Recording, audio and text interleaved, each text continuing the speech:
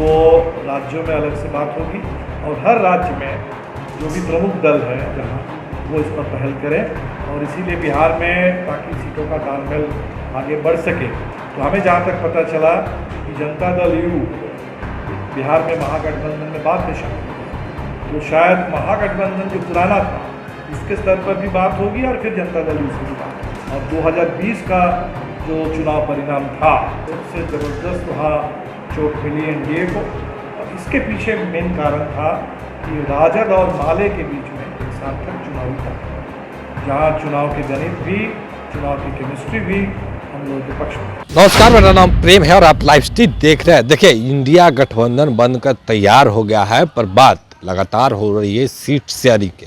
कितने सीटों पर कौन चुनाव लड़ेंगे। देखिए, बीजेपी के लोग हैं, यह भी तंज कसते हैं कि जब सीट शेयरिंग का बात आएगा, जो इंडिया है टूटकर बिखर जाएगा। देखिए, हमने बात किया है माले के महासचिव दीपांकर भट्टाचार्य से, क्या कुछ करें, बिहार में किस तरीके से सीट शेयरिंग होगा, वो कितने सीट पे चुनाव लड़ना चाहते हैं, लेटर भी लिखे, क्या कुछ जानकारी दे रहे हैं, पहले आप वो सुने। जिता दिया है, आप लोग क्या कर रहे हैं, सब क्या आप लोग आगे? तो बिल्कुल हमें लगता है जो कमेटी बनी है और कमेटी को जो टर्म्स ऑफ रेफरेंस दिया गया है ये बहुत गलत है, क्योंकि ये कमेटी बनाई गई, पहली बात तो राष्ट्रपति को इसमें शामिल कर दिया गया। एक विवादित मुद्दे पर, विवादित मसले पर राष्ट्रपति एक कंसेंसस होते हैं, एक पूरे देश के राष्ट्रपति होते हैं, उनको एक भारतीय जनता पार्टी के नेता के रूप में इस्तेमाल करना ठीक तो नहीं है। दूसरी बात है कि इसमें लॉ कमीशन से लेकर नीति आयोग से लेकर के तमाम संस्थाओं ने कहा था कि वन नेशन वन इलेक्शन कोई आसान मामला नहीं है, बहुत ही जटिल, और इसको अगर लागू करना चाहते हैं तो देश में बहुत व्यापक कॉन्स्टिट्यूशन में अमेंडमेंट चाहिए और देश में सहमति बनाने की ज़रूरत है। राज्य सरकार ये स्टेक होल्डर है, उनसे बात करनी होगी। लेकिन हम देख रहे हैं जो कमेटी बनाई गई, कमेटी से ये कहा गया कि कम से कम बात करके, कम से कम अमेंडमेंट करके आप कोई रास्ता सुझा दीजिए ताकि हम इसको लागू कर सकें। तो ये तो कमेटी के जो टर्म्स ऑफ रेफरेंस है, जो मैंडेट दिया गया, ये अपने आप में हमें लगता है कि एक पॉलिटिकल एजेंडा है और ये पॉलिटिकल एजेंडा इस तरीके से ज़बरदस्ती देश पर थोपना ठीक नहीं है, इसलिए इसका तो पूरा विरोध होगा। ये संघीय ढांचा पर हमला है, लोकतंत्र पर हमला है। जितने भी तर्क दिए गए इसके पक्ष में तो सारे तर्क बेबुनियाद है और लोकतंत्र विरोधी तर्क है।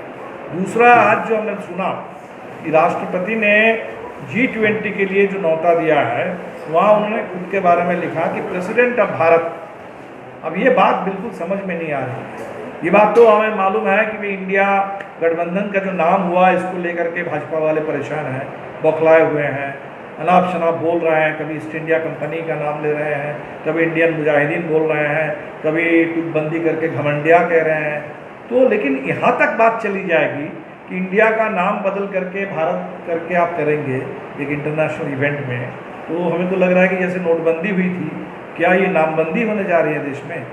और ऐसी नामबंदी तो पूरे देश को लेकर के मजाक बन जाएगा दुनिया के पैमाने पर और देश में अराजकता फैल जाएगी भी। तो ये तो इससे हमें लगता है कि मोदी जी तो हिटलर शाही और जो हमारे देश में इतिहास में हम लोग मोहम्मद बिन तुगलक के बारे में पढ़ते थे कि उस समय जैसे राजधानी बदल दिया दौलताबाद से, फिर कहाँ ले आए। तो ये तो लगता है कि हमारे मोदी जी जो है हिटलर और तुगलक, अब ये दोनों का एक कॉम्बिनेशन बनते जा रहे हैं और ये देश के लिए बहुत खतरनाक संकेत है।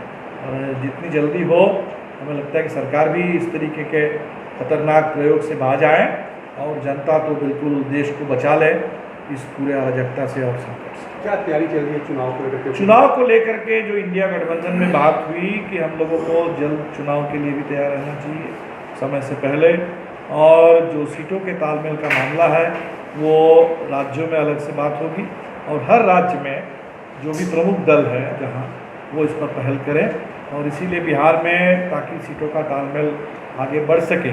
तो हमें जहाँ तक पता चला कि जनता दल यू बिहार में महागठबंधन में बाद में शामिल हुआ, तो शायद महागठबंधन जो पुराना था उसके स्तर पर भी बात होगी और फिर जनता दल यू से भी बात होगी। हमने इसीलिए अपना जो प्रस्ताव है एक मिनिमम जो सीट्स के बारे में, हमने राष्ट्रीय जनता दल को, प्रमुख बिहार के दल है, महागठबंधन के नेता हैं, और इसीलिए हमने उनको लिख के दिया है। और 2020 का जो चुनाव परिणाम था उसमें जो बिहार ने देखा कि दक्षिण बिहार मगध में, शाहाबाद में और उत्तर में सारण के इलाके में सबसे बढ़िया प्रदर्शन रहा और सबसे ज़बरदस्त वहाँ चोट मिली एनडीए को।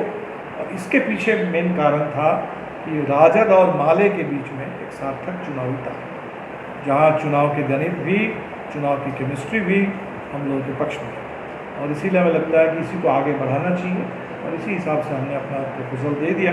हम उम्मीद करते हैं कि जल्दी बातचीत हो और फैसला हो। तो अभी आप माले के महासचिव दीपांकर भट्टाचार्य को सुन रहे थे। उनका साफ शब्दों में कहना है कि उन्होंने लेटर लिखा है और जो मिनिमम सीट है उन्होंने उस लेटर के माध्यम से बताया। पर देखिए जिस तरीके से जो जानकारी दे रहे, किस तरीके से सीट शेयरिंग होगा वो भी उन्होंने बताया। बाकी की तमाम खबरों के लिए बने रहे लाइव के साथ। धन्यवाद।